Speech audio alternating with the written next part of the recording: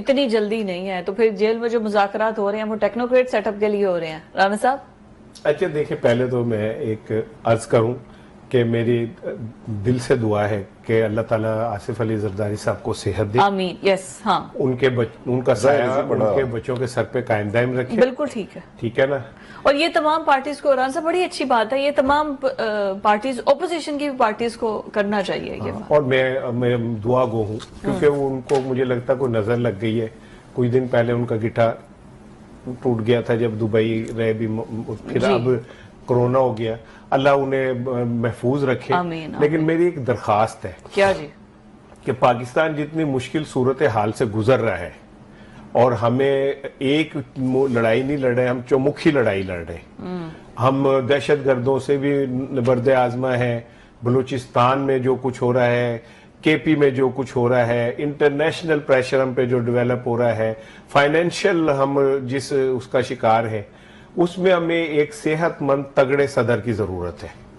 تو کیا ہی اچھا ہو کہ زرداری صاحب ایک قدم آگے بڑھ کے صدارت سے استعفیٰ دے دیں، اور فضل الرحمان صاحب صحت مند ہے وہ استعفیٰ دینے کے بعد وہ اس بات کا کہیں کہ میری صحت اجازت نہیں دے دی، اور اب یہ اتنا اہم منصب کوئی صحت مند آدمی اٹھائے. کیونکہ یہ کب تک ہم ایسے کرتے رہیں گے کہ وہ لوگ جو 2 قدم نہیں چل سکتے، ان سے ہم یہ توقع رکھیں کہ وہ ملک چلائیں گے. میں ان کی صحت کی دعا کر رہا ہوں.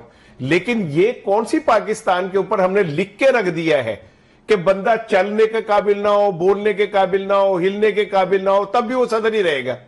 کیوں رہے گا؟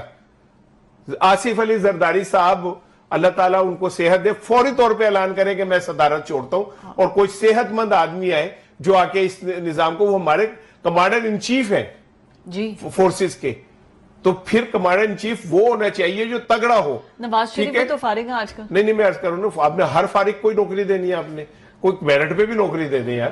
میں جو عرض کر رہا ہوں وہ مولانا کی آپشن ہے. نہیں وہ میں عرض کر رہا ہوں وہ بھی فارغ ہی ہیں. وہ کون سا کہنا میں پاکستان کے ساتھ نیوزی لینڈ ٹیم کھیلنے گئے ہوئے.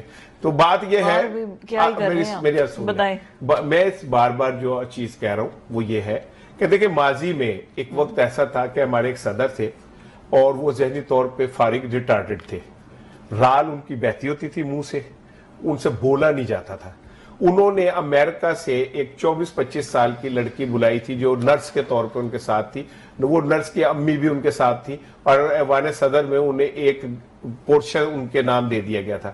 وہ کیا کرتے تھے کہ صدر صاحب کسی کو بلاتے تھے اور بلا کے وہ کرتے تھے غو غو غو غو، تو وہ کان لگا کے کہتے تھے آپ کو گالیاں دے رہے ہیں اور گندی گالیاں دے رہے ہیں. ٹھیک ہے، اور وہ صدر صاحب چلتے ہیں. بلکہ بعض کا تو لکھ کے دیتے تھے، بول نہیں سکتے تھے. نہیں وہ نرس بتا دیتی تھی، اور پلے ہوئی 2 گانا پا دیتی تھی. آخر کب تک ہم یار اس طرح کرتے رہیں گے یار؟ یہ ریاست پاکستان ہے، جمہوریہ پاکستان ہے یار. 24 کروڑ لوگوں کا ملک ہے. یہ کوئی لیبارٹری ہے جس میں ہم ہر اس شخص کو بٹھا دیں گے جو اہل نہیں ہے؟ زرداری صاحب کا سیاسی کردار ہوگا جب تھا، اب تو وہ اس قابل ہی نہیں ہے کہ یار کوئی چیز کے فیصلے کر سکے. اللہ انہیں اس قابل کر دے.